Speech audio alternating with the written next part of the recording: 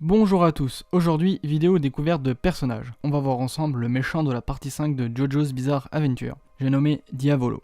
Comme d'habitude, petite précision pour les nouveaux venus, ça va spoil Jojo et je vais raconter l'histoire du personnage en commençant avec son passé et non comment on le découvre à travers le manga. Cependant, une petite remise dans le contexte ne fait pas de mal. Diavolo est l'antagoniste principal de la 5ème partie du manga Jojo, Vento Oreo. Il est surtout connu comme le boss du gang Passione, avec le petit accent italien, qui corrompt Naples en vendant de la drogue dans les rues. Nous pouvons donc commencer. La naissance de Diavolo est très curieuse, car sa mère accoucha au sein d'une prison pour femmes, et cela au bout de 2 ans d'incarcération, où d'ailleurs tous les gardiens faisaient partie de la gente féminine. Elle précisera même que cet enfant n'a pas de père. Cet enfant fut donc placé dans un orphelinat catholique en Sardaigne, élevé par le prêtre.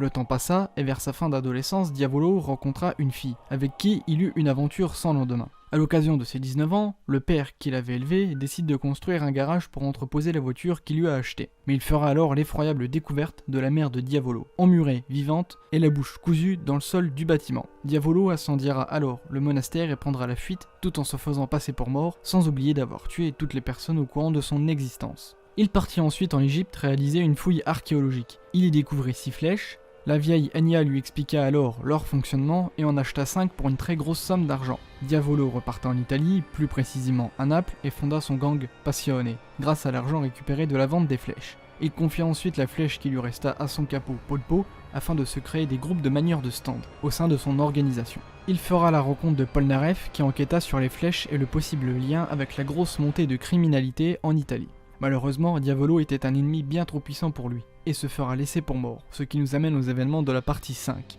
Diavolo est un antagoniste voire un personnage unique dans l'histoire du manga. Sa volonté infinie de vouloir effacer son passé lui conféra King Crismon, capable d'altérer une partie du temps.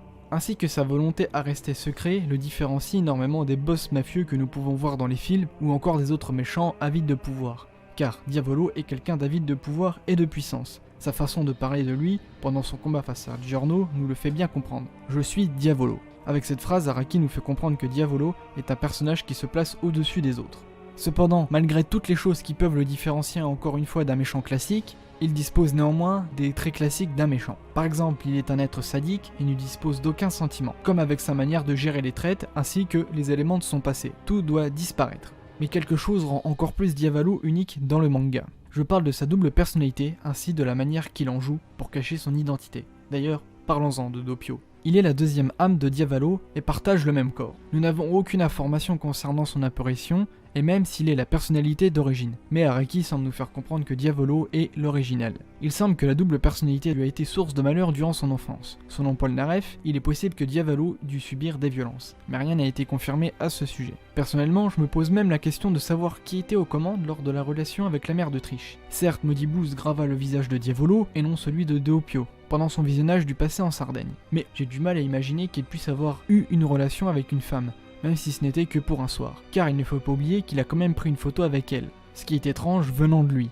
Il est donc possible ce qui fit plonger Diavolo dans sa cruauté fut la rencontre avec sa mère, qui lui raconta sa mystérieuse naissance. Ceci n'est qu'une théorie de ma part, mais il est possible qu'avec l'éducation religieuse que lui a inculqué le prêtre de son église orphelinat, Diavolo se vit comme l'enfant du diable, sa mère n'ayant pas eu d'homme avec elle. Il est donc possible que cette rencontre bouleversa Diavolo et lui fit adopter sa nouvelle personnalité de boss de gang sans pitié. Et voilà, nous arrivons à la fin de cette vidéo découverte du personnage de Diavolo. Si vous souhaitez ajouter d'autres éléments que j'ai pu oublier, n'hésitez pas. J'espère que la vidéo vous a plu et je vous dis donc sur ce, à la prochaine.